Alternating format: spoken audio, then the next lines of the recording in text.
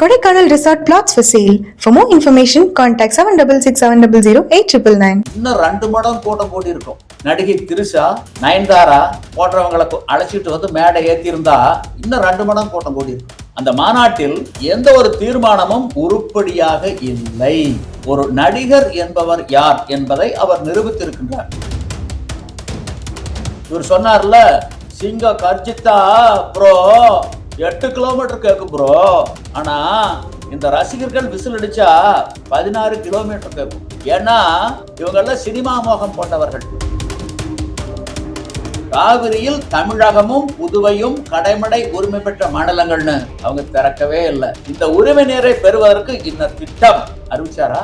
சரி, இந்த மாநாட்டுக்கு இவ்வளவு செலவு பண்ணிருக்காங்கல்ல, இந்த பணம் எங்கிருந்து வந்தது?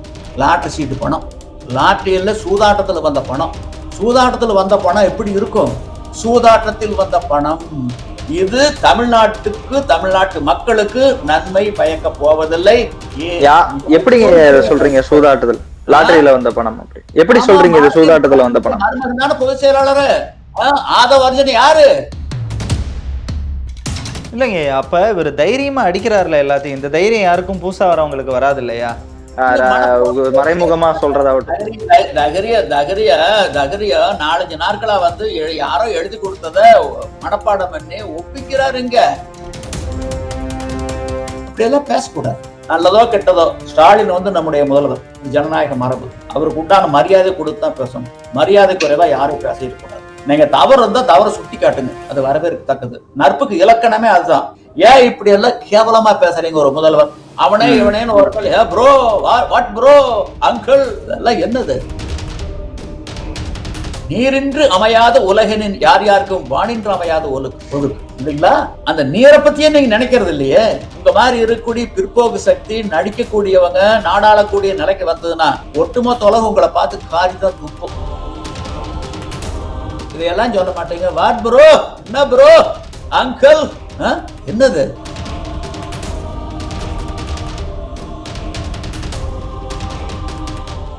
நேயர்களுக்கு வணக்கம். இன்று நம்மோடு தமிழ்நாடு கல் இயக்க ஒருங்கிணைப்பாளர் மரியாதைக்குரிய கல் நல்லசாமி அவர்கள் இருக்காங்க. அவரிடம் விஜய் மாநாடு குறித்தும் அவருடைய பேச்சை குறித்தும் நம்ம கேட்டறிய போறோம். ஐயா வணக்கம். வணக்கம். நலமா இருக்கீங்களா ஐயா? நலமாக இருக்கின்றேன் ஐயா. விஜயோட 2வது மாநில மாநாடு மதுரையில் நடந்தது, நீங்க பார்த்திருப்பீங்க. அது குறித்து உங்களோட கருத்து என்ன? அந்த மாநாட்டோட கருத்து என்ன? நல்ல கூட்டம், ஆரவாரம், ஆர்ப்பாட்டம், அமர்க்களம், அதோட முடிஞ்சது. ஊருக்கு போனாங்க வந்தவங்க எல்லாம். என்ன செய்தி கொண்டுகிட்டு போனாங்க? அதுதான் முக்கியம். வெறுங்கையோடு தான் போயிருக்காங்க. அந்த மாநாட்டில் எந்த ஒரு தீர்மானமும் உருப்படியாக இல்லை. ஒரு நடிகர் என்பவர் யார் என்பதை அவர் நிரூபித்திருக்கின்றார். நடிகர் என்பவர் யார்? யாரோ எழுதின வசனத்தை மனப்பாடம் செய்து ஒப்பிக்கக்கூடிய நபர் தான் நடிகர். பாடல் எழுதியவர் ஒருவர், பாடியவர் இன்னொருவர். அந்த பாடல் வரிகளுக்கு ஏற்ப உதடுகளை அசைத்தவர் தான் நடிகர். ஒருத்தரை பார்த்து இவர் நல்ல நடிகனப்பா அப்படின்னு என்ன அர்த்தம்? நல்லா ஏமாத்துவார்னு அர்த்தம். அதுதான் இந்த மாநாட்டுல நடந்திருக்குது. ஓகே. இந்த மாநாட்டுல விஜய் குறிப்பா ஒரு 1/2 மணி நேரம் பேசியிருந்தாரு. அதை பத்தி நீங்க என்ன நினைக்கிறீங்க? விஜயோட பேச்சை குறித்து நீங்க என்ன நினைக்கிறீங்க? எல்லாத்தையும் நல்லா பேசியிருந்தாரா இல்ல எப்படி பேசியிருந்தாரு? எல்லாத்தையும் இழுத்து போட்டிருந்தார். உழவர் நலன், நெசவாளர் நலன், பெண்கள் நலன், மகளிர் நலன், அப்புறம் நெசவாளர் நலன், அரசு ஊழியர் நலன், திருநங்கை நலன், இப்படி பல தரப்பு இழுத்து போட்டிருந்தாரு. எதுலயே வந்து பாத்தீங்கன்னா தீர்வு ஒன்றும் சொல்லல. சரி, இப்ப தமிழ்நாடு எப்படிப்பட்ட ஒரு மாநிலம்? மழை மறைவு மாநிலம். அண்டை மாநிலங்கள் மழை நிறைவு மாநிலங்கள். அங்கிருந்து தான் தண்ணி வருது. 70% மக்கள் காவிரி நீர் தான் குடிக்கிறோம். அங்கிருந்து வந்த தண்ணிய கடந்த ஆண்டுலயும் சரி, நடப்பாண்டுலயும் சரி முறையா பயன்படுத்தணுமா? இல்ல தீர்ப்புப்படி கர்நாடகா எப்பவாவது திறந்தாங்களா கடந்த 35 ஆண்டுகள்ல? இனிமேல் தேக்கினால் கர்நாடக நீர்த்தேக்கங்கள் உடையும் என்ற அடிப்படையில் அணைகளுடைய பாதுகாப்பு கருதி தமிழ்நாட்டை புதுச்சேரி வடிகாலா வச்சுதான் திறந்திருக்கிறாங்களே வெளிய காவிரியில் தமிழகமும் புதுவையும் கடைமடை உரிமை பெற்ற மாநிலங்கள்னு அவங்க திறக்கவே இல்லை. இந்த உரிமை நீரை பெறுவதற்கு இந்த திட்டம் அறிவிச்சாரா?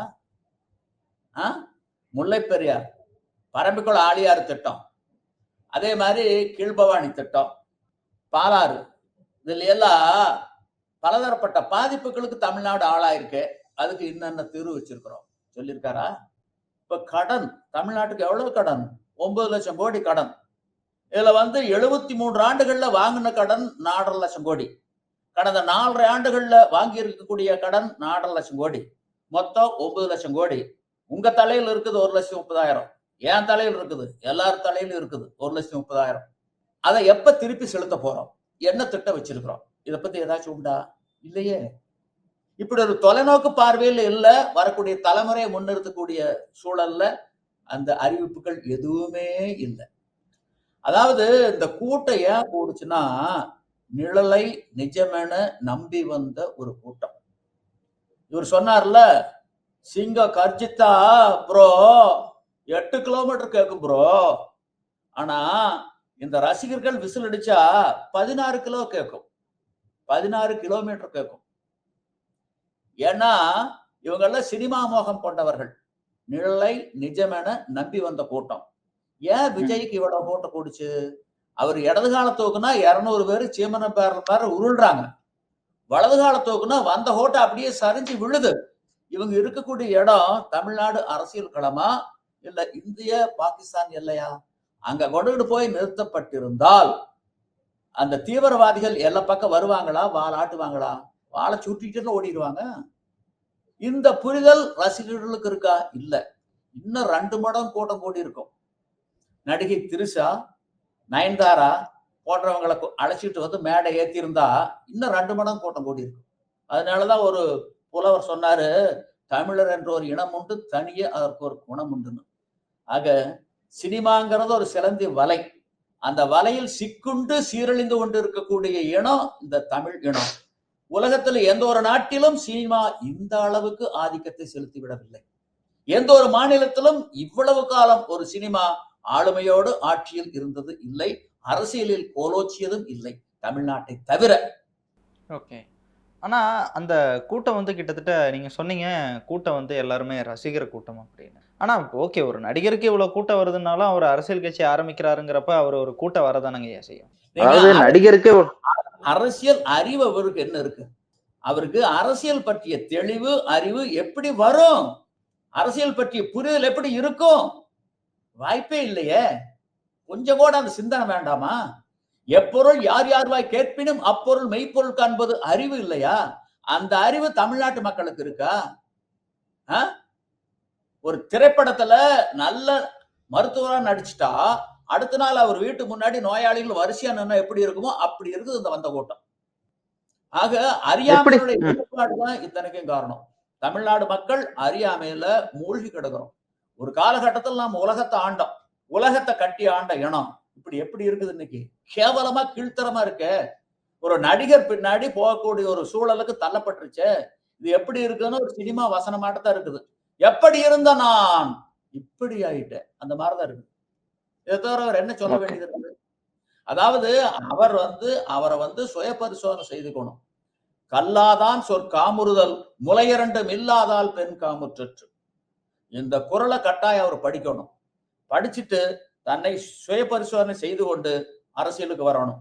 கல்லாதான் சொற்காமுறுதல் முளையரண்டும் இல்லாதால் பெண் காமுற்றற்று. ஐயா, இப்ப அன்னைக்கு நேற்று போட்ட கூட்டத்துல மாநாட்டுல ரேம்ப்ல அவர் நடந்து வரப்ப ஏகப்பட்ட ரசிகர்கள் மேலே ஏறி வந்தாங்க. அந்த கம்பியில ரசிகர்கள் ஏறி வரக்கூடாதுன்னு கிரீஸ் போட்டு வச்சிருந்தாங்க. அந்த கிரீஸையும் தொடச்சிட்டு மேலே ஏறி வந்தாங்க ஐயா. ஆகவே அந்த அளவுக்கு தான் அந்த ரசிகர் கூட்டம் இருக்குது. அந்த அளவுக்கு தான் அவங்க பயிற்றுவிக்கப்பட்டு இருக்கின்றார்கள். இவங்களை ஆட்சி கட்டல கொண்டு அமர்த்தனா எப்படி இருக்கு நாடு? அலங்கோலமா தான் இருக்கும். அதனுடைய வெளிப்பாடு தனக்கு காணும். நீங்க இவ்வளவு கூட்டத்தை கூட்டி இந்த செய்தியை சொல்ல வேண்டிய அவசியமே இல்லையே. இருந்த இடத்துலயே இந்த நிலைப்பாடு அப்படின்னு சொல்ல வேண்டியதானே. இப்போ உதாரணத்துக்கு நாங்கெல்லாம் சாதாரண நடத்திட்டு இருக்கிறோம், ஒரு விவசாய சங்கம் வச்சு நடத்திட்டு இருக்கிறோம். இந்த காவிரி பிரச்சனைக்கு என்னடா தீர்வுன்னு எங்களை கேட்டா நாங்க சொல்லுவோம். ஏன் அந்த தீர்வை மு.க. ஸ்டாலின் சொல்ல மறுக்கிறாரு? ஏன் எடப்பாடி பழனிசாமி மறுக்கிறாரு? ஓ பன்னீர்செல்வம், மற்ற அரசியல் கட்சி தலைவர்கள் ஏன் வாய் திறக்க மறுக்கிறாங்க? இடதுசாரி வலதுசாரி எல்லாருமே. காவிரி பிரச்சனைக்கு என்ன தீர்வு? நம்முடைய உரிமையை பெறுவது எப்படி? நான் சொல்றேன், தினந்தோறும் நீர் பங்கீடு மட்டும்தான். என்னுடைய மனைவி, என்னுடைய வீடு மேட்டூருங்கிற வீடு, மிகப்பெரிய வீடு, எல்லா வசதி இருக்கு. என்னுடைய மனைவி என்னோட அனுப்பணும், நான் அவளோட என்னுடைய வீட்டுல இருந்து வாழ்க்கை நடத்தணும். என்னுடைய மனைவியை கொண்டுட்டு போய் அவர் வீட்டுலதான் குடி வைக்கணும் அப்படின்னா, என் மனைவி அவர் வீட்டுல ஒன்றே குடி வச்சா அவர் நோண்டாத என்ன பண்ணுவாரு? நோண்டி போட்டார்னா என்ன தீர்ப்பு? 28 ஆண்டுகால சட்ட போராட்டத்துல தமிழ்நாட்டுக்கு நீங்க வாங்கி கொடுத்துருக்கீங்க. திமுக அண்ணா திமுக மாறி மாறி வழக்கு நடத்தினாங்கல்ல, எந்த இலக்கு நோக்கி இந்த வழக்கு நடத்தினீங்க? ஏன் வாயை மூடிக்கிட்டு இருக்கீங்க? காவிரி தீர்ப்பு பற்றிய புரிதல் உங்களுக்கு இருக்கா இல்லையா? சுத்தமா கிடையாது, பூஜ்ஜியம். கல் பற்றிய புரிதலும் இல்லை. ஐயா, நீங்க சொல்ற மாதிரி இந்த புரிதல் வந்து இவங்களுக்கே ஆட்சியாளர்களுக்கும் முன்னாள் ஆட்சியாளர்களுக்குமே இல்லைங்கிறப்ப விஜய்க்கு எப்படிங்க ஐயா இருக்கும்? அதுதான் சொல்றேன், அவங்களுக்கே இல்லாத இருக்கும் போது விஜய்க்கு எப்படி வரும்? இவர் யாரோ எழுதின வசனத்தை மனப்பாடம் பண்ணி ஒப்பிச்சவங்க. சரி, இந்த மாநாட்டுக்கு இவ்வளவு செலவு பண்ணிருக்காங்கல்ல, இந்த பணம் எங்கிருந்து வந்தது? லாட்டரி சீட்டு பணம், லாட்டரியில சூதாட்டத்துல வந்த பணம். சூதாட்டத்துல வந்த பணம் எப்படி இருக்கும்? வள்ளுவர் பதிவு பண்றாரு சூதுங்கிற அதிகாரத்துல, வேண்டற்க வெண்டிடினும் சூதனை வென்றதும் தூண்டிற் பொன்மீன் விழுங்கியற்று. வேண்டாம் சூதாட்டம், நெத்தியடி. வெற்றியே பெற்றாலும் சூதாட்டம் வேண்டாம்.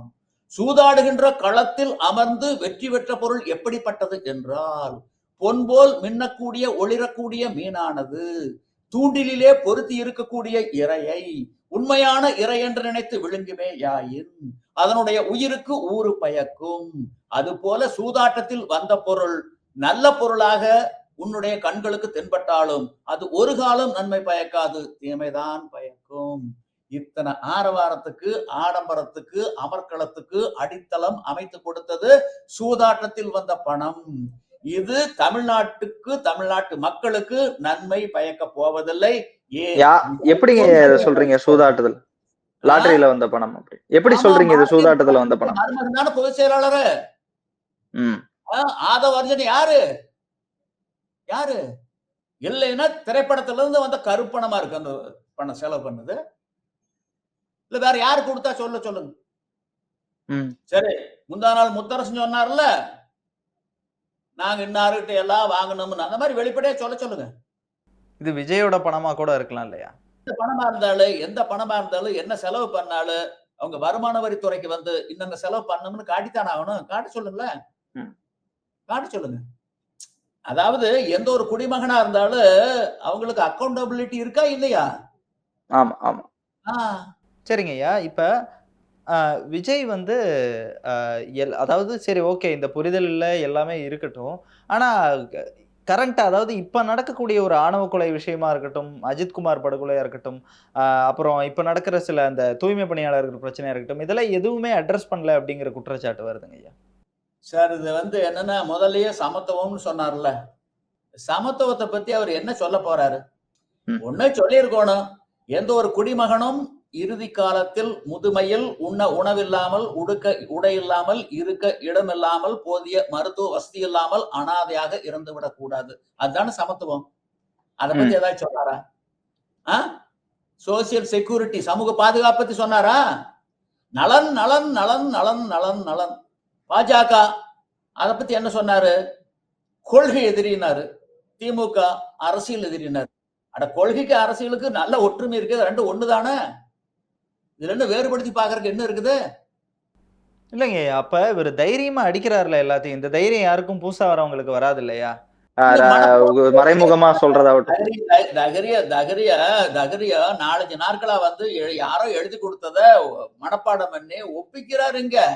அவருடைய உள்ளத்திலிருந்து வரல, யாரோ எழுதின வசனத்தை மனப்பாடம் பண்ணி ஒப்பிக்கிறாரு. இன்னைக்கு இருக்கக்கூடிய கல்வி முறை மாதிரிதான் இருக்குது. இன்னைக்கு இந்த கல்வி முறை எப்படி இருக்குது? மனப்பாடம் பண்ண வேண்டியது, வயிறு முட்டை தின்ன வேண்டியது, இலை விரிச்சு போட்டா ஒரு அன்னம் இல்லாம வாந்தி எடுத்துடணும், அவன் தான் முதல் மாணவன். அப்படித்தான் இருக்குது. பொது அறிவே இல்லையே. இப்ப நம்ம கல்வி முறையில பொது அறிவுங்கிறது இருக்கா? இல்ல. சின்ன சோத்த ஒரு அன்னம் இல்லாத வாந்தி எடுத்துட்டா முதல் மாணவன். அப்படியெல்லாம் இருக்குது ஒரு நிலைமை. யாரோ எழுதின வசனத்தை முழுமையுமா மனப்பாடம் பண்ணி வாந்தி எடுத்த மாதிரி எடுத்திருக்கிறாரு மேடையில், அவ்வளவுதான். அது சில நேரங்கள்ல அத பார்த்து படிச்சிருக்காரு. சரி, வாத்துக்கு வர சொல்லுங்க. வாத்துக்கு வர சொல்லுங்க. எங்க கூட வர சொல்லுங்க. கள்ள பத்தியே வர சொல்லுங்க வாத்து. அவருக்கு பிரகாசமான எதிர்காலம் இருக்கும். வர சொல்லுங்க. ஐயா, இப்ப ஸ்டாலினை வந்து அங்கிள்னு சொல்றதாகட்டும், sorry uncle, Stalin uncle, it's very wrong uncle, இப்படிலாம் பேசுறது சரின்னு நினைக்கிறீங்களா?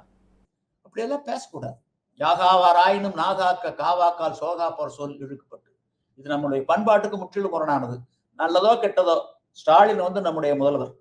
இது ஜனநாயக மரபு. அவருக்கு உண்டான மரியாதை கொடுத்து தான் பேசணும். மரியாதை குறைவா யாரும் பேசிடக்கூடாது. நீங்க தவறு இருந்தா தவறு சுட்டி காட்டுங்க. அது வரவேற்கத்தக்கது. நட்புக்கு இலக்கணமே அதுதான். நட்புக்கு இலக்கணம் வள்ளுவர் சொல்றாரு, நகுதற் பொருட்டன்று நட்டல் மீதிக்கண் மேற்சென்று இடித்தற் பொருட்டு. நட்புக்கு இலக்கணம் என்னன்னா, வேடிக்கைக்கு, விளையாட்டுக்கு, விருந்துக்கு அல்ல நட்பு. நண்பர் தவறு செய்கின்ற பொழுது எண்ணம் தவறு, கருத்து தவறு, சிந்தனை தவறு, கொள்கை தவறு, கோட்பாடு தவறு என இடித்து சொல்வதற்கும் எடுத்து காட்டுவதற்கு தான் நட்பு. அந்த அடிப்படையில் எடுத்து சொல்லுங்க. இடிப்பாறை இல்லாத ஏமரா மன்னன் கெடுப்பாறு இல்லானும் கெடும். ஏன் இப்படி எல்லாம் கேவலமா பேசுறீங்க ஒரு முதல்வர்? நீங்கள் நானும் ஓட்டு போட்டிருக்கலாம், போடாத இருக்கலாம், இருந்தாலும் நம்முடைய முதல்வர் அந்த எண்ணம் வரணும். அப்பதான் ஜனநாயகம் நிக்கும், நிலைக்கும். இல்ல அவனா காணாத உயிர் காலப்போக்குல. ஓகே. ஆனா விஜய் பேசுனது வந்து அப்படியெல்லாம் முதலமைச்சர் பேசக்கூடாதுங்க. அவனே இவனேன்னு ஒரு ப்ரோ, வாட் ப்ரோ, அங்கிள், இதெல்லாம் என்னது? இதாவது ஒரு ஒரு 4ஆம் கட்ட பேச்சாளர்கள் இருப்பாங்க ஒவ்வொரு கட்சியில. அவங்க வேணா கொஞ்சம் தாறுமாறா பேசுவாங்க. அவருக்கும் விஜய்க்கு என்ன வேறுபாடு? வேறுபாடு இல்லையே, இருக்கிற மாதிரி புரியலையே, தெரியலையே. இத வெளியில எப்படி பேசப்படுதுன்னா, இந்த ஜென்சின்னு சொல்றாங்களே, இந்த 2K கிட்ஸ புடிக்கிறதுக்கான பேச்சா இருக்கு, முதல் வாக்காளர்களை புடிக்கிறதுக்கான பேச்சா இருக்குன்னு சொல்றாங்க. சரி, அதாவது இத்தனைக்கு யார் காரணம் நினைக்கிறீங்க? யாருங்க? வாக்காளர்களாகி நாங்க தான் காரணம். எங்களுடைய அறியாமை வந்து அவர் அறுவடை பண்ணிட்டு இருக்காரு. அவ்வளவுதான். நாங்கெல்லாம் செம்மறி ஆடுகளா இருக்கிறோம். செம்மறி ஆடு, ஒரு பட்டி செம்மறி ஆட்டை ஓட்டிக்கிட்டு போனீங்கன்னா, ஒரு வேலி ஓரத்தில் ஓட்டிட்டு போனீங்கன்னா, அந்த வேலியில் ஒரு சின்ன கடை வந்ததுன்னா, முதல்ல போற ஆடு அந்த கடவுளை நுழைஞ்சு வெளியே உள்ள முட்டிட்டு போகும். அடுத்த ஆடுகள் அத்தனை ஆடு, ஒரு பட்டி ஆடுமே அதுக்கு பின்னாடியே முண்டி அடிச்சுக்கிட்டு தான் அந்த கடவுளை முட்டிக்கிட்டு வெளியே போகும். பக்கத்துல வண்டி கடை இருந்தாலும் போகாது. பெரிய கடவு, வண்டி போகக்கூடிய அளவு கடவு இருந்தாலும் அந்த வழியில போகாது. இந்த முதலாடு எந்த சந்தில முட்டுச்சோ அதே சந்தில தான் முண்டி அடிச்சுட்டு முட்டிக்கிட்டு போகும். அந்த மாதிரி நாங்க இருக்கிறோம். நாங்கெல்லாம் செம்மறியாட்டு கூட்டம். அதனால இன்னைக்கு நடிகர்கள்லாம் வந்து நாட்டுல வந்து ஓநாய்கள் ஆயிட்டாங்க. இன்னைக்கு பாருங்க, நடிகர் இத்தனைக்கெல்லாம் விகிதாச்சாரம் சொல்றாங்கல்ல. ஜாதி அடிப்படையில் இடஒதுக்கீடு, சிறுபான்மை பெரும்பான்மை அடிப்படையில் இடஒதுக்கீடு, மத அடிப்படையில உள்ளொதுக்கீடு, மேலொதுக்கீடு, கீழொதுக்கீடுங்கிறாங்கல்ல. தொழில் அடிப்படையில ஒதுக்கீடு கொடுங்க. இன்னைக்கு விவசாயத்தில் நாங்க 60% இருக்கிறோமல்ல. அரசியல் எங்களுக்கு ஒதுக்கீடு எங்க? நடிகர்கள் எத்தனை சதவீதம் இருக்கிறாங்க? ஆனா 50 ஆண்டுகளுக்கு மேல நடிகர்கள் தான் அரசியல்ல வந்து ஆதிக்கம் செலுத்திக்கிட்டு இருக்காங்க, ஆளுமையோட நின்றுகிட்டு இருக்காங்க. இன்னைக்கு உதாரணத்துக்கு சமத்துவம்னு பேசினார்ல, சமத்துவம் எங்க இருக்கு? ஒரு அரசு ஊழியர் பணியின் போது இறந்துட்டா எவ்வளவு கொடுக்குறாங்க? 1 கோடி ரூபாய். ஒரு தூய்மை பணியாளர் இறந்தா எவ்வளவு கொடுக்குறாங்க? 10 லட்சம் ரூபாய். ஒரு விவசாயி உழவோட்டிக்கிட்டு இருக்கிற மின்னல் தாக்கி செத்து போயிட்டா அவனுக்கு கொடுக்கறது 2 லட்சம். 50 விவசாயிகள் சேர்ந்தாதான் ஒரு அரசு ஊழியர்களுக்கு சமம். எங்க சமத்துவம் இருக்குது? என்ன சமத்துவம் கொண்டு வர போறீங்க? Equality before law equal protection of law சட்டத்தில் இருக்குது. அரசியலமைப்பு சட்டம் 14வது பிரிவு. சட்டத்தின் முன்னால் அனைவரும் சமம், சட்டத்தால் அனைவருக்கும் சமமான பாதுகாப்பு உண்டு. இந்த பாதுகாப்பு கொண்டுகிட்டு வர போற அப்படின்னு சொல்லுங்களேன். அப்புறம் என்னத்த சமத்துவம், உறுதிமொழி, இதெல்லாம் எதுக்கு? எங்களை ஏமாத்துறக்கா, எங்களுடைய அறியாமை அறுவடை பண்றக்கா? ஒற்றை இலக்கு. இன்னைக்கு மு.க. ஸ்டாலின் இருக்காருன்னா அவருக்கு ஒற்றை இலக்கு, ஆட்சியை தக்க வைத்துக் கொள்ள வேண்டும். எடப்பாடி பழனிசாமி ஒற்றை இலக்கு, மீண்டும் முதலமைச்சராக வேண்டும். இவங்க 2 பேரும் சண்டை போட்டுக்கிட்டு இருக்காங்க. இடையில நாம் புகுந்து நாம் முதலமைச்சராக வேண்டும். இதுதான் விஜயனுடைய இலக்கு. இந்த ஒற்றை இலக்கு நோக்கி போயிட்டு இருக்காங்க. இந்த ஒற்றை இலக்கு கடைசியில் எங்க போய் முடியும்? என்ன விலை கொடுத்தாவது, என்ன அநியாய அக்கறம் அதிகளம் பண்ணியாவது அந்த முதலமைச்சர் நாற்காலி பிடிக்கணும், ஆட்சியில் அமரணும், அரிதார பூசணும், அகப்பட்டதை சுருட்டணும், உலக பணக்காரர் பட்டியல்ல தன்னுடைய குடும்பத்தை கொண்டுகிட்டு வரணும். ஒற்றை இலக்க நோக்கி தானே பயணிச்சுட்டு இருக்காங்க. இதுதானே இலக்கு. அதுக்கு நாங்கெல்லாம் வந்து பலிகளாய் ஆயிட்டு இருக்கிறோமே. அதுக்கு துணை போறமே.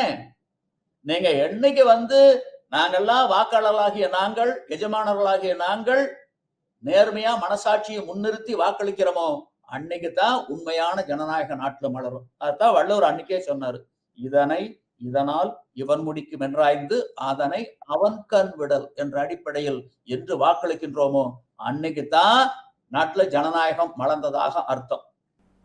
ஐயா, விஜய் கொடுத்த தீர்மானங்கள்ல நீங்க பாத்தீங்களா? ஆணவ கொலைக்கு தனி சட்டம் இயக்கணும், இதெல்லாம் ரொம்ப சுருக்கமா சொல்லிட்டு போன மாதிரி தெரியுதா உங்களுக்கு?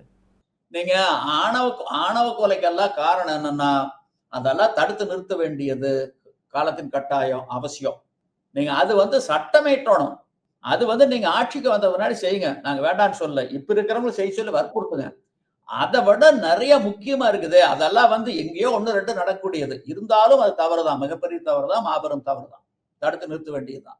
அதே நேரத்துல முதன்மையானதையெல்லாம் விட்டுறீங்களே. நீரின்று அமையாத உலகினின் யார் யாருக்கும் வானின்று அமையாத ஒழுக்கு இல்லைங்களா? அந்த நீரை பத்தியே நீங்க நினைக்கிறது இல்லையே. இன்னைக்கு மேட்டூர் அணை நிரம்பி உபநீர் கடலுக்கு போகுது, பவானிசார் நிரம்பி கடலுக்கு போகுது, அமராவதி நிரம்பி கடலுக்கு போகுது. அதே மாதிரி அங்க ஆழியார் அணை நிரம்பி கேரளாவுக்கு அரபிக்கடலுக்கு போகுது. தமிழ்நாட்டில இருந்து தண்ணி. ஆனா தமிழ்நாட்டுல பல இடங்கள்ல பரவலா ஏரி, குளம், குட்டை, கண்மாய்கள்லாம் காஞ்சியே கிடக்குது. இது ஒரு தொலைநோக்கு பார்வையில சிந்தித்து வரும் தலைமுறையை முன்னிறுத்தி என்னென்ன திட்டங்கள் நாங்க நிறைவேற்ற போறோம் அப்படின்னு சொல்லுங்களேன் வாய் திறந்து. திருநங்கை பேசுறாரு. ஒரு தொகுதிக்கு, ஒரு பாராளுமன்ற தொகுதிக்கு எத்தனை திருநங்கை இருக்காங்க? ஒரு 300 பேர் இருப்பாங்களா? அவ்வளவுதான் இருப்பாங்க. அதை முன்னிறுத்துறாங்க. லிக்விட் கோல்டு கோஸ்ட் சி, அதை பத்தி கண்டுக்கிறதே இல்லை. குடிதழிய கோலோச்சும் மாநில மன்னன் அடிதழிய நிற்கும் உலகு, குடிமக்கள் நலனில் அக்கறை கொண்டு தொலைநோக்கு பார்வையில் சிந்தித்து வரும் தலைமுறையை முன்னிறுத்தி நல்லாட்சி நடத்துகின்ற ஒரு மாநில ஆட்சியாளன் பின்னால் ஒட்டுமொத்த உலகமும் அணிவகுத்து நிற்கும். உங்க மாதிரி இருக்கக்கூடிய பிற்போக்கு சக்தி நடிக்கக்கூடியவங்க நாடாளக்கூடிய நிலைக்கு வந்ததுன்னா ஒட்டுமொத்த உலகம் உங்களை பார்த்து காரிதான் துப்பும். நன்மையும் தீமையும் நாடி நலம் புரிந்த தன்மையான் ஆளப்படும். ஒரு திட்டம் தீட்டுவதால் விளையும் நன்மை என்ன, தீமை என்ன? எந்த திட்டத்தை தீட்டினாலும் அதில் நன்மையும் இருக்கும், தீமையும் இருக்கும். நன்மை எவ்வளவு, தீமை எவ்வளவு, இரண்டையும் எடை போட்டு விடை கண்டு நன்மை கூடுதலாக இருந்தால் செய்ய வேண்டும், தீமை கூடுதலாக இருந்தால் கைவிட வேண்டும். இதை சொல்லுங்களேன். சரி, இன்னைக்கு விலையில்லா அரிசி கொடுக்க சொல்லி இருக்காருல்ல பிரதமர், மேலும் 5 ஆண்டுகளுக்கு. இன்னைக்கு பங்கீட்டு கடைகள்ல கொடுக்குறாங்கல்ல. 1 கிலோ அரிசி அரசுக்கு அடக்க விலை என்ன வருது? 34 ரூபா வருது. அதே அரிசிய பங்கீட்டு கடைகள்ல விலையில்லா அரிசியா வாங்கி வெளியே வித்த என்ன விலைக்கு போகுது? 5 ரூபாய்க்கு போகுது. 29 ரூபாய் எங்க போகுது? ஊழலா, லஞ்சமா, முறைகேடா, ஒழுங்கீனமா விதைக்கப்படுது. இதுக்கு முற்றுப்புள்ளி வைக்கிறதுன்னு சொல்லுங்களேன். பங்கீட்டு கடைகள்ல விற்கக்கூடிய அரிசி அரசுக்கு 34 ரூபாய் அடக்க விலையாகுது. நாங்கள் ஆட்சிக்கு வந்தால் பங்கீட்டு கடைகள்ல விலையில்லா அரிசி வாங்கி வெளியே வித்தாலும் 34 ரூபாய்க்கு போகும். சொல்லுங்களேன். ஏன் சொல்ல தயாரா இல்ல? இதையெல்லாம் சொல்ல மாட்டீங்க. வாட் ப்ரோ, என்ன ப்ரோ, அங்கிள், என்னது? சரிங்க ஐயா, நிறைவா விஜயோட இந்த மாநாடும் விஜயோட பேச்சும் சுருக்கமா சொல்லணும்னா நீங்க எப்படி விவரிப்பீங்க? அவர் ஆட்சியில் பங்கு கொடுக்கக்கூடிய ஒரு கூட்டணியை அமைப்பேன்னு சொல்றார். ஆட்சியில் பங்கு கொடுக்கக்கூடிய ஒரு கூட்டணியை நான் அமைப்பேன் அப்படின்னு சொல்றார். அது என்னுடைய பார்வைக்கு எப்படி இருக்கும்னா, மக்கள் நல கூட்டணின்னு ஒரு கூட்டணி அமைச்சாங்கல்ல, 5 பேர். இல்ல பஞ்சபாண்டவர்களா பேர் வச்சுக்கிட்டாங்க. தர்மர்னு பேர் வச்சுக்கிட்டார் ஒருத்தர் பீமன், ஒருத்தர் அர்ஜுன, ஒருத்தர் நகுலன், ஒருத்தர் சகதேவன் சொல்லி 5 பேர் பேர் வச்சுக்கிட்டாங்க. அட 5 பேர் ஆம்பளையா இருக்கிறோம், சோறாக்கி போடுறதுக்கு ஒரு பொம்பளை வேணும்னு சொல்லி ஜி.கே. வாசனை இழுத்து புடிச்சு கூட்டு சேர்த்துனாங்கல்ல. 6 பேர் சேர்த்து அணியமைச்சாங்கல்ல. அந்த 6 நபர் கொண்ட அந்த மக்கள் நல கூட்டணிக்கு என்ன நிலைமை ஏற்பட்டதோ அதுதான் இவருக்கும் ஏற்படும் என்பது என்னுடைய கணிப்பு. சரிங்க ஐயா. ஐயா, ஒரே ஒரு கேள்வி. 2026 தேர்தலில் விஜய் கட்சி தனித்து நின்னாலும் சரி, எப்படி நின்னாலும் சரி, கட்சியில் இருக்கிறவங்க எப்படி வாக்கு வாங்குவாங்கன்னு தெரியாது. ஆனால் விஜய் எந்த தொகுதியில் நின்னாலும் அந்த தொகுதியில் விஜய் ஜெயிப்பாரு அப்படின்னு சொல்லிட்டு ஒரு கணிப்பு இருக்கு. அது எப்படிங்க ஐயா பார்க்கலாம்? சரி, அப்படி எப்படி முடியும்? அவர் தான் சொல்றாரு 234 தொகுதிகளும் என் தொகுதின்னு சொல்லியிருக்காரு. மதுரை வடக்கு, மதுரை கிழக்கு, மதுரை தெற்கு, மதுரை மத்தி, எல்லாம் என்னுடைய தொகுதின்னு சொல்லியிருக்காரு. திருப்பரங்குன்றம் என்னுடைய தொகுதின்னு சொல்லியிருக்காரு. 234 தொகுதி என்னுடைய தொகுதின்னு சொல்லியிருக்காரு. ஆக வியவர்க்க எஞ்ஞான்றும் தன்னை நயவர்க்க நன்றி பயவா வினை. அவர் கால அவரே உளுந்து தொட்டு கும்பிட்டுக்கிறார். சரிங்க ஐயா. தொடர்ந்து பேசுவோம் ஐயா. நிறைவான கருத்துக்களுக்கும் நேரத்துக்கும் ரொம்ப நன்றி. நன்றி நன்றி நன்றி.